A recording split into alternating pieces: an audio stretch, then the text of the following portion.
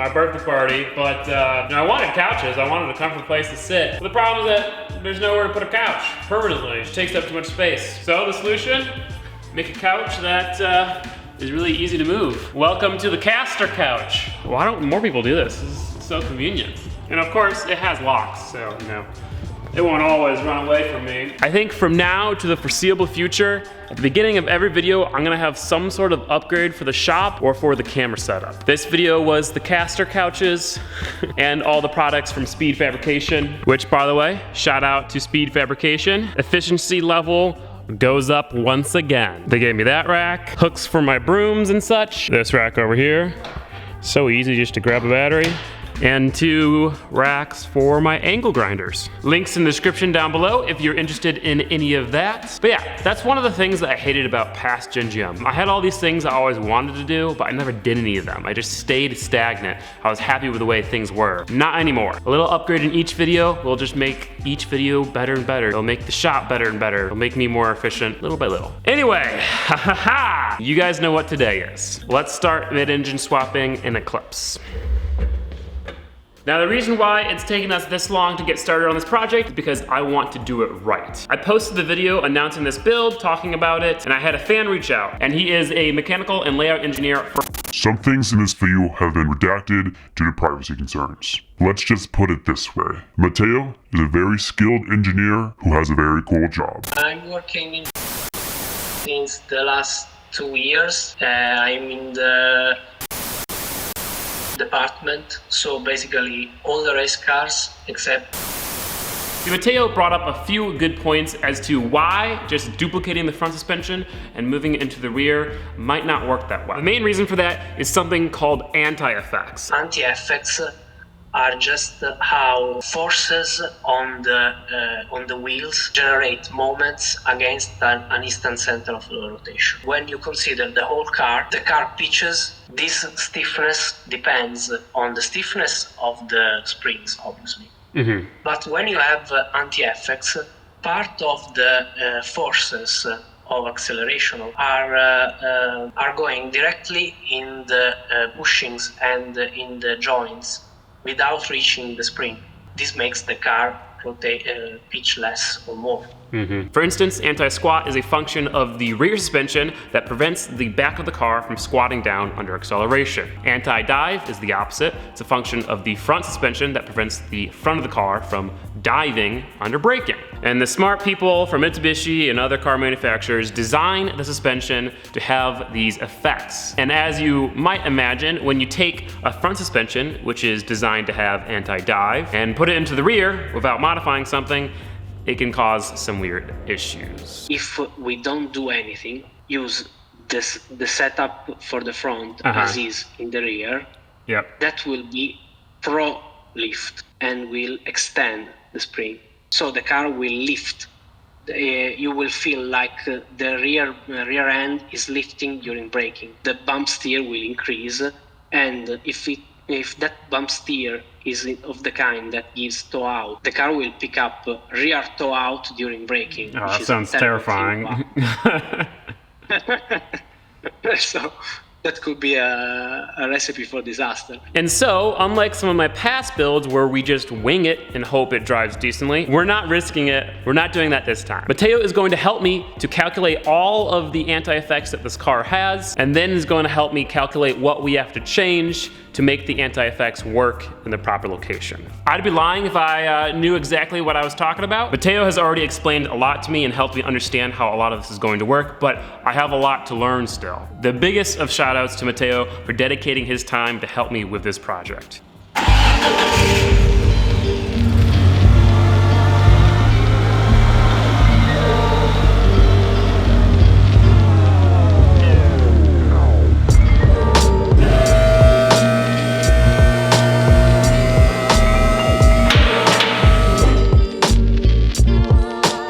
First step, while the car is in the air and is totally unmolested, still stock weight, we gotta calculate the weight distribution and we have to calculate the center of balance. Why we are measuring the center of gravity is because it is one of the most important parameters of KPI,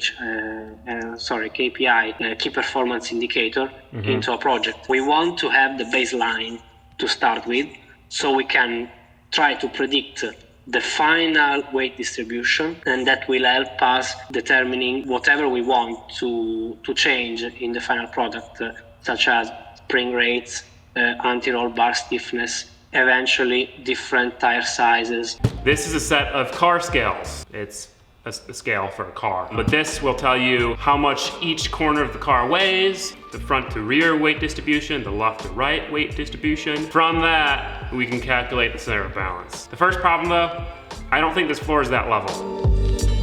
Not level. Not level.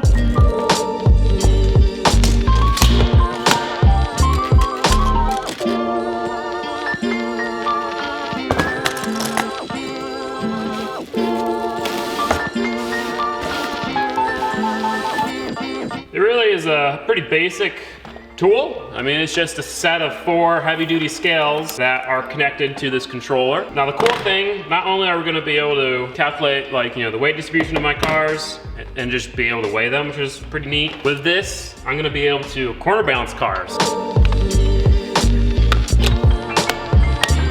0 pounds. Oh, -6, 9, 0. Oh.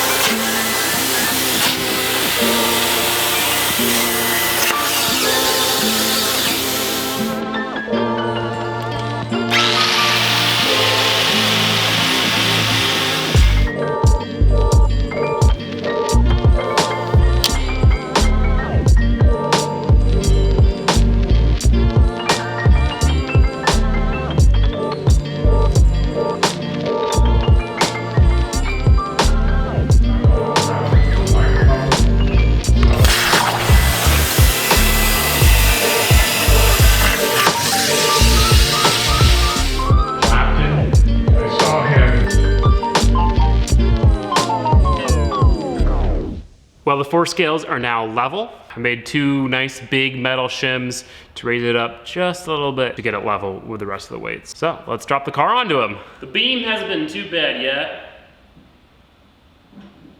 Kind of breaks my back having to bend over, but.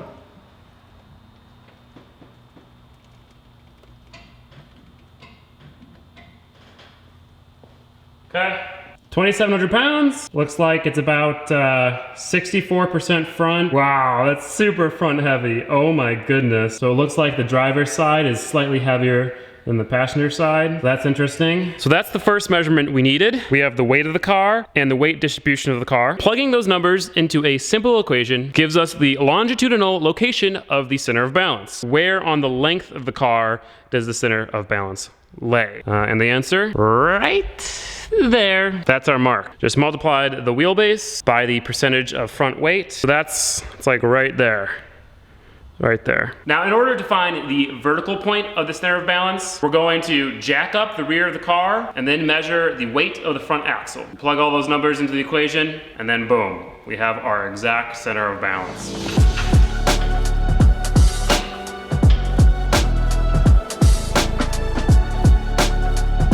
That's all the height we got.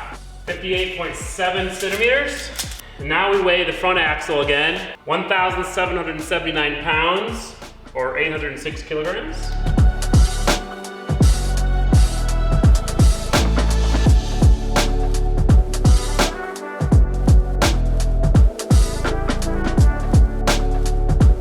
This is your opposite, and this is your hypotenuse. So sine, cosine, tangent, which one? Oh my God, my math teacher was right. Math does come in handy. Too bad I forgot it all. I don't know how to find the angle of a right triangle. Oh my goodness. It's so crazy how you can just totally forget things. I know I learned all this, but this is just a foreign language to me right now. So sine again is opposite over hypotenuse. All right, cut. Well, after some relearning, I figured it out. The equation to find the height of the center of gravity is RF times A over L plus RR times B over C plus weight of the front axle times length minus weight times A over weight times tangent of theta. That equals out to 29.3 times 156.36 over 244.7 plus 30 times 88.58 over 244.7 plus 806.5 times 244.7, 25.07 centimeters. So according to my math, that is the center of gravity right there. I don't know about you, but that seems pretty damn low. I'm gonna give these numbers to Matteo and see if he comes up with the right answer, or see if he comes up with the same answer. He's definitely gonna come up with the right answer. The question is, did I? First things first, listen to this voice message Matteo sent me.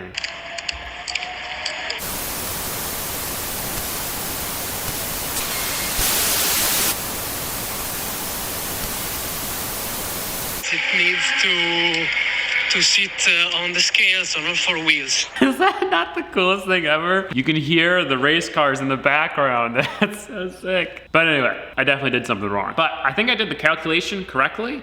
I did the measuring wrong, actually. Turns out, as you just heard Matteo say, the car has to be on all four scales, even when each side is inclined. So I have to build some blocks to lift the cars onto the scales on the blocks.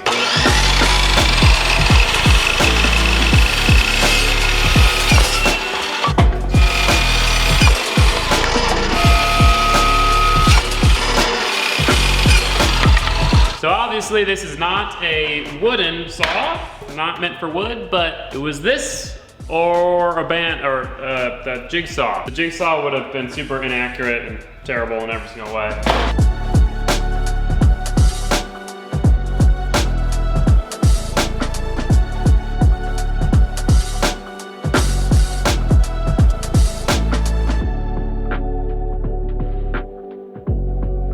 Well, there's one. I'm not a carpenter. Let me just put it that way. It's gonna be sketchy putting a car onto that, but oh wow.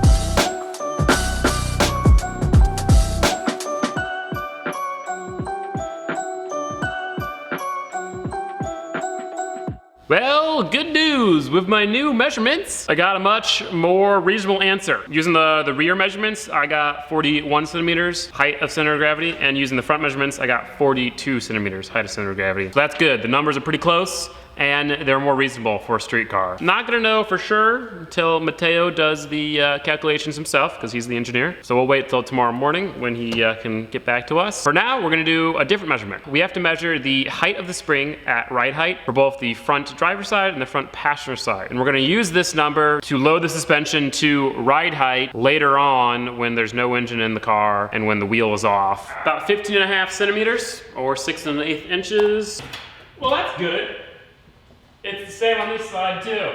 The last thing we have to measure before removing the motor and trans, toe, camber, and caster. Those are something that we can double check on. Basically, you measure, which is very easy with the car on the ground. Then you measure the position of the points of the suspension. Then I'll do some, I'll build the curves of the alignment parameters along the stroke of the suspension. And I will check back if the caster, for example, given by the points you measure, is in accordance with the caster you measured with the car. Also, toe and camber are useful to evaluate the wheel center.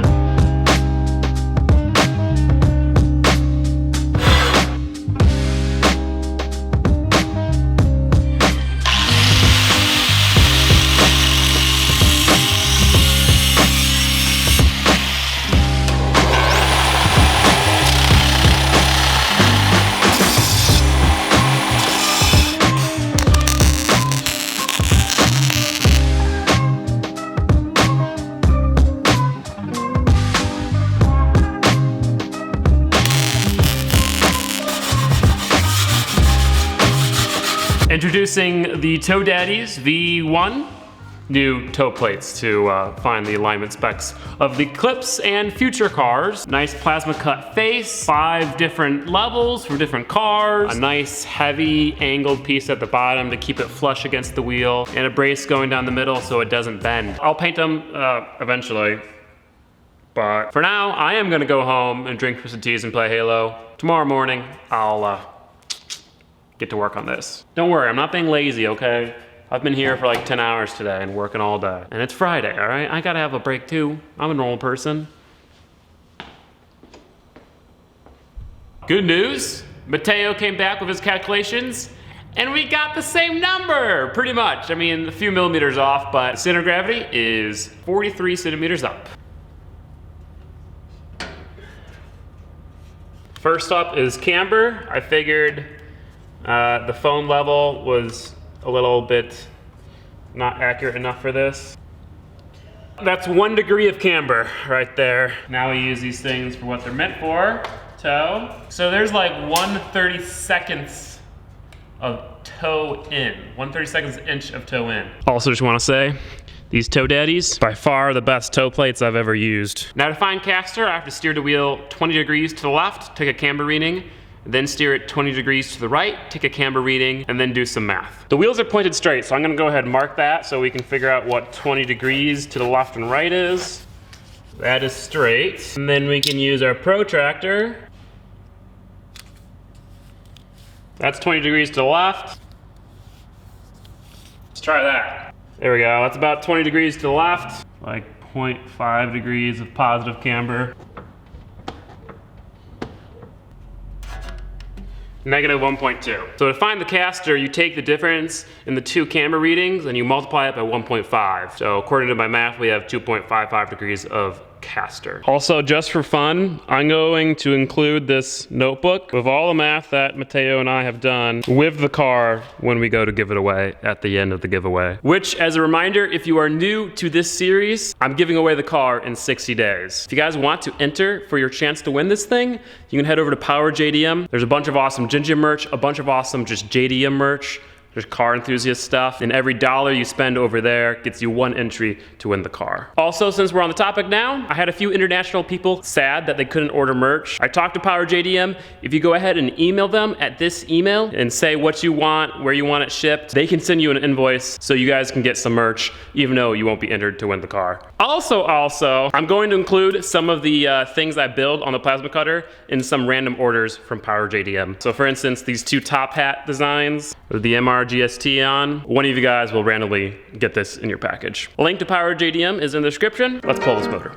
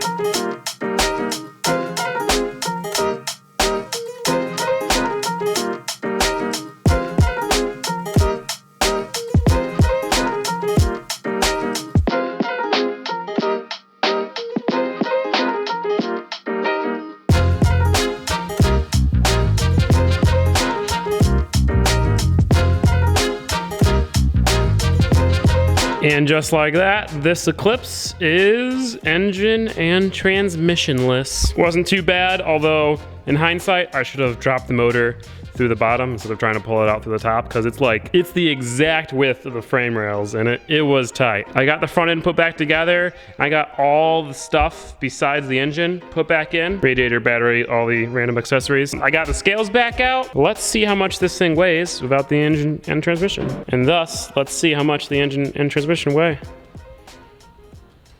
Keep on dropping. 2276. That's exactly 500 pounds less. So the engine and transmission weigh exactly 500 pounds. That's not bad, considering it's the engine and the transmission. What's awesome is that even with the engine removed, it is still front heavy, which means moving the engine to the back, it should be pretty easy to achieve a good weight distribution. This motor sits slightly in front of the axle, because this is the axle right there. That's where the axle comes out, which means it will be in between the front and the rear wheels. So, you know, engine's gonna be right there. And when we move things to the front, we're thinking it's going to be pretty easy to achieve a 45 front, 55 rear weight distribution with the engine in the back. And that means it's going to be 10% closer to 50-50 weight distribution than it was with the engine in the front. So there we go, proof that we're making this thing better. Anyway, it is now Saturday night. I'm gonna go home, play some Halo, probably not drink Twisted Teas tonight. Then tomorrow we'll come back, start disassembling things even more.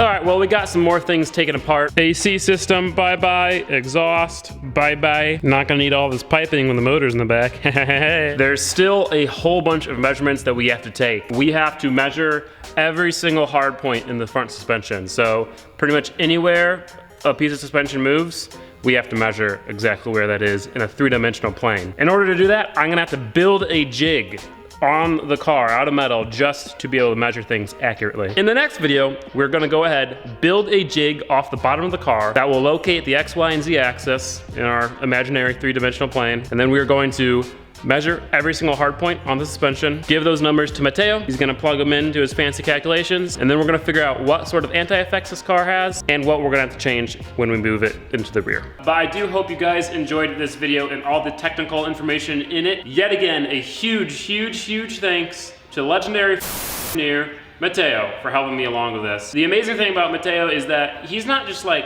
telling me what to do and helping me with the build, he's also teaching me these things. So it's just so awesome. He's obviously a very busy guy being an engineer for and the fact that he's taking this time to help a guy on the other side of the planet build something like this, it's just so cool. So send some love to Matteo in the comments. For watching this, Matteo, thank you again. But anyway guys, I'll see you in the next one.